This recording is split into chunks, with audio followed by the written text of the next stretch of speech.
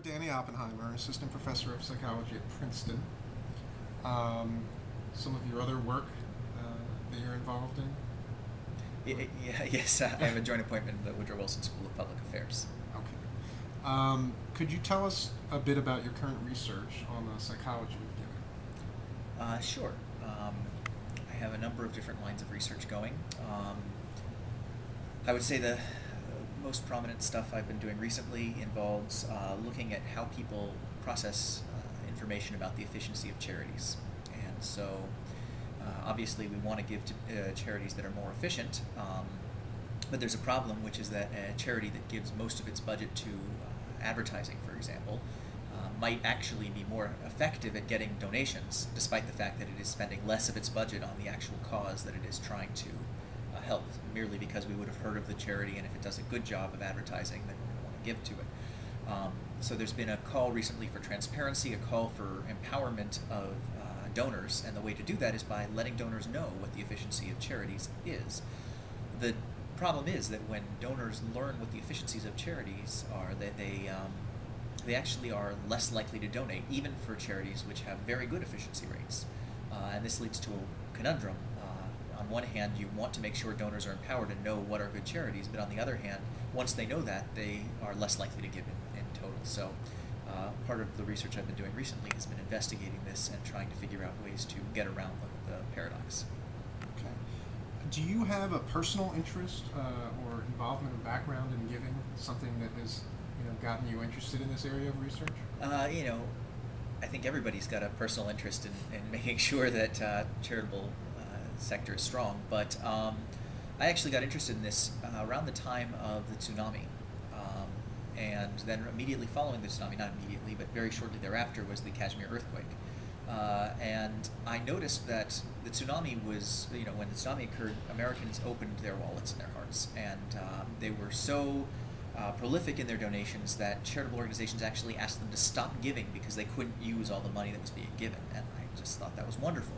But then, a little while later, there was the Kashmir earthquake. A lot of people died there, a lot of people homeless there, a lot of injuries, very similar problems, and in a similar region of the world. And nobody was donating. It was, you wouldn't even known that there was something to donate to.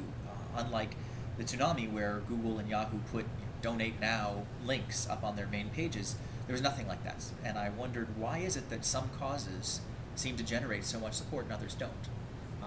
And unfortunately, I haven't been able to answer that question, but it did lead me down the path of investigating charitable giving.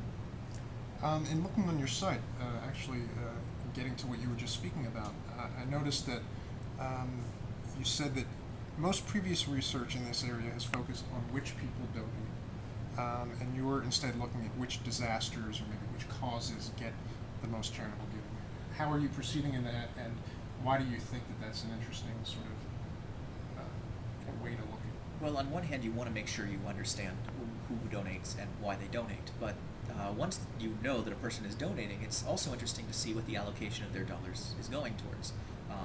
And you want to make sure that the money is going to places where it will be the most effective.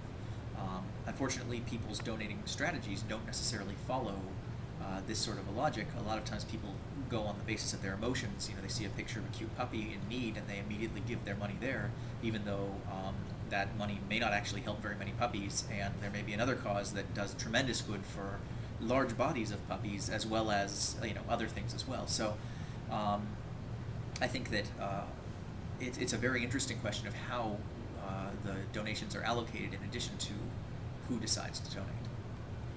In general, what do you see as the role of research, if any, in shaping charitable fundraising?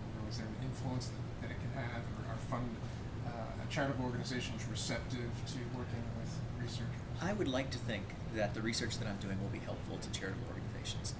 The work could give them the tools to craft more effective donation solicitations and could really help them become more effective in their primary missions. People in charitable organizations are skeptical at this point to a large degree of what academic researchers can offer, but there are some some charitable organizations that are opening up, and those are starting to reap some benefits of collaborations with academics. And I think that as they continue to do well, other organizations are going to start seeing that there are fruitful collaborations that can be had, and will open up their minds to the research that we have been